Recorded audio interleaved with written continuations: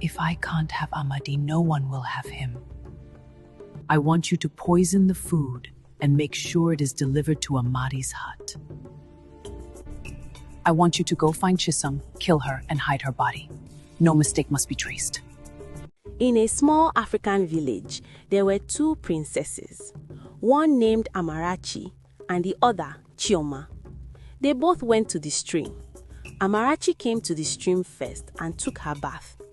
When Chioma came, Amarachi said, "Chioma, where have you been? I have been waiting for you. I have even finished taking my bath."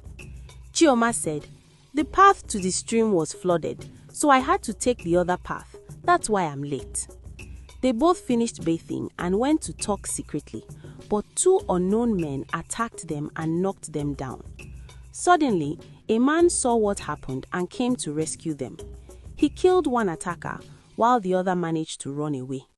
They walked home, talking and thanking the young man.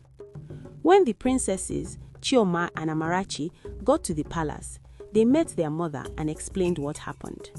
Amarachi sat with her mom and said, "Mom, you needed to see the face of the attacker. But the God showed us mercy and sent us a helper at the right time. He called himself Amadi. He possesses the strength of 1,000 men. Yes. You needed to see the way he attacked them. He killed one and the other one managed to run away." They also explained what happened to the king. The king said, "Who is this person that saved the lives of my daughters, and where can we find him?" Chioma said, "I will go and meet him myself and thank him for saving us. I will appreciate him well because he deserves it." Later that day, Amarachi and Chioma sat in front of their house discussing. Chioma said, "I have been thinking about this man." Amarachi said, "Who?" Chioma said, "Amadi, of course. His muscles, his cute face, and how strong he is." Amarachi said, "Don't tell me you're already in love with him. Chioma, so fast." Chioma said, "Leave me alone. Amadi is the type of man all women need." Later in the evening, Chioma took a basket of yam and beads with papaya along with a maiden to Amadi's house to appreciate him. But when she got to Amadi's house, she saw Amadi and Chisom, Amadi's wife-to-be. She was very, very shocked. She cried in her heart as she panicked and left without saying a word. When Chioma got home, she met her mom and explained what happened at Amadi's place. Chioma said, "Mama, I love Amadi and I want him, but he has another woman in his life." The queen, her mother, said, "If you want him, go for him. Don't let anything stop you. Anything that wants to stop you, kill it or destroy it until you get what you want."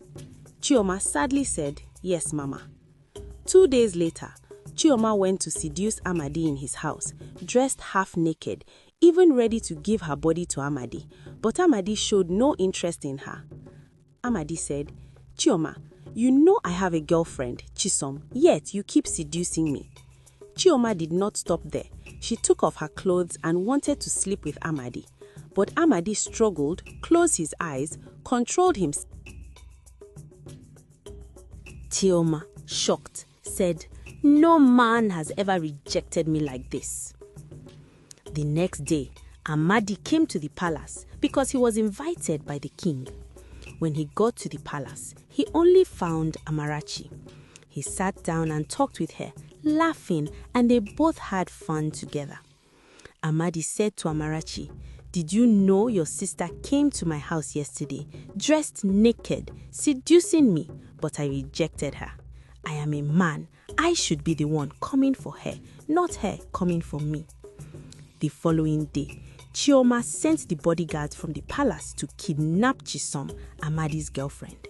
They kidnapped her and killed her silently. Amadi came to Chisom's house but did not find her. He searched for her everywhere. What he did not know was that Chisom had been kidnapped and killed. When Amarachi heard the news that Chisom was missing, she met with Amadi, trying to console him and talk with him. He laid his head on Amarachi's shoulder. When Chioma came out, she saw both of them laughing. She got angry and thought differently. She thought that Amarachi knew that I love Amadi, yet she betrayed me. The following morning, Chioma smiled beautifully. She met Amarachi, and Amarachi said, "I'm going to visit Amadi. I made him breakfast." Chioma smiled and said, "Okay, be careful." Chioma planned with the maidens. She sent one of the maidens to poison the food that Amarachi was going to deliver to him. The maiden carried the poisoned food carefully, her hands shaking. But as she stepped outside the palace gate, a strange wind began to blow. The sky turned grey. Birds scattered. Dogs howled. Far away at the old sacred forest, the ancient shrine of the forgotten gods began to tremble. Inside the food bowl, the poison slowly turned black as charcoal. The ancestors intervened.